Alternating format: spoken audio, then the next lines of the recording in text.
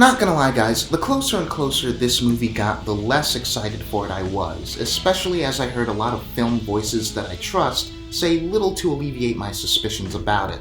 If you're like me, you've been hearing a lot of things like this is more of an exercise in salvaging the DC brand than it is its own movie, or it's overly long with a forced, unnecessary CGI climax, or the characters feel thin and hard to engage with. All that, combined with honestly kinda lackluster marketing which barely seemed like it had anyone who wasn't already a hardcore DC fan in mind, really made me feel like this one was just not for me. Thankfully, I ended up having none of those issues when I sat down and actually watched the thing. This is one that I confidently place in the DCEU's growing list of W's. But I'll give you the caveat that I say that as someone who doesn't actually care about Black Adam from the comics at all, or the video games, or the cartoons.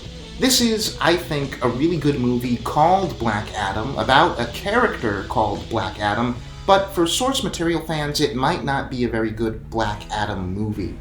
Maybe it's a benefit of lowered expectations on my part, but I honestly think that despite some ropey exposition and the occasionally iffy, even confusing structural choice, and what definitely feels like the film holding itself back in some ways, which I'll dive into in a minute, Black Adam provides a remarkably fun spectacle anchored by sufficiently engaging, human-feeling performances and even some interesting political commentary on benevolent intervention and the nature of superheroes as a proxy for that idea.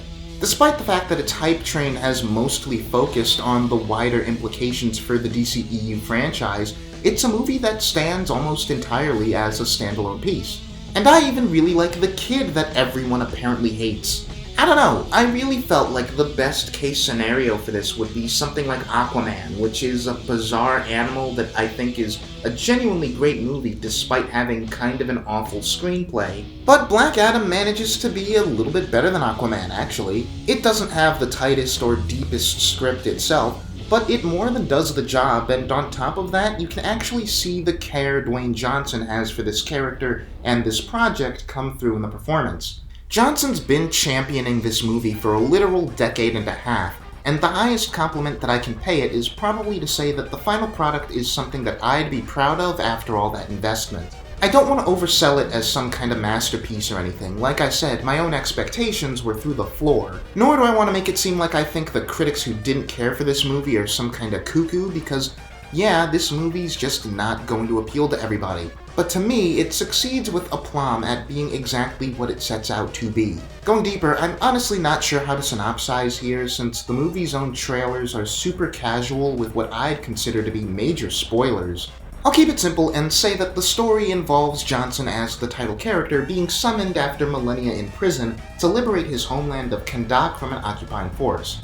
His way of going about this is deemed just a little bit too murdery by the newly formed Justice Society, a group of American heroes who swing by to take Adam down by any and all means. Bobbing and weaving through this conflict are the woman who actually summoned Adam in the first place and her son, who pretty much immediately designates himself as the Hogarth to Adam's Iron Giant.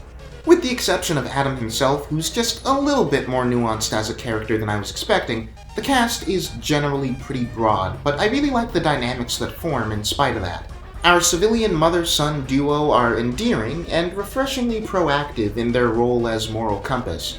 Meanwhile, the Justice Society strikes a deceptively difficult balancing act where they're all oblivious, condemnable goobers, but also cool, likable characters that I'd love to see again in another project, both at the same time.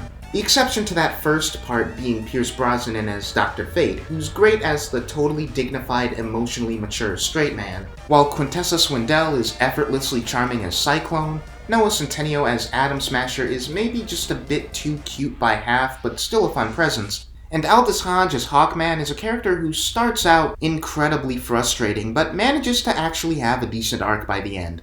As mentioned, The Rock as the lead is himself a compelling protagonist who manages to be charming in that way that The Rock always is, despite this being a much more stoic and brooding character than I'm used to seeing from the guy.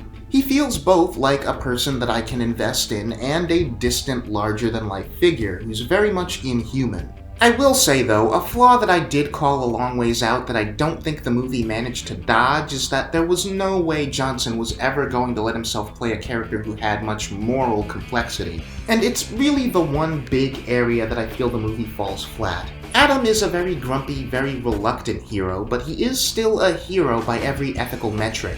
The movie tries to make a big thing out of he and Hawkman clashing over whether it's right to kill people, but in a media landscape where I can count the number of superheroes who actually have a problem killing on one hand, that comes off more like a specific character tick for Hawkman rather than an earnest attempt to lend Adam any moral grayness. This is a rather straightforward superhero movie, and anyone hoping to see Black Adam as a villain or even just an anti-hero in future projects might find themselves disappointed when the stage isn't really set for that in this film. This movie dips a toe into a premise that can really only ever be done justice with a full-on swan dive, and I just happen to be lucky in that I wasn't invested enough in that premise to be bothered by the lack of commitment.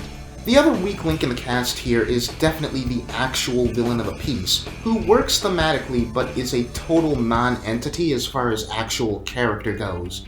He's a proxy, not a person, and I feel like the rest of this movie is better than that. The script is at its most contrived when it's focusing on him or when it's accommodating the need for fight scenes, but in this genre, I'm honestly not going to complain too much about that second part, so long as the fights themselves are cool, which these mostly are. After the Suicide Squad, Wonder Woman 84, Shazam, Birds of Prey, Aquaman, and now this, I can confidently say that the DCEU has solidified a sort of house style as very bright and colorful, with a heavy focus on iconography. It's a look that suits the film well, though the real star of the movie is Lorne Balfe's musical score. This movie's music goes way harder than it frankly needs to, though there's a couple of pop needle drops I could have done without. The score itself is just immaculate, especially when it has to accompany a scene that's angling for that aforementioned iconography and grandeur. I kinda don't want to prattle on any more than I have. Clearly, this movie proved divisive among critics, who are ultimately just viewers like you and me, but with a paycheck. I think if you're someone who is really into something like Aquaman or the first Wonder Woman like I am, then this should also be one that you appreciate. But hey, if you've already seen it, awesome! Let me know how you felt about it and about this video in the comments. Like and subscribe if you haven't already, and I'll see you in the future. Peace.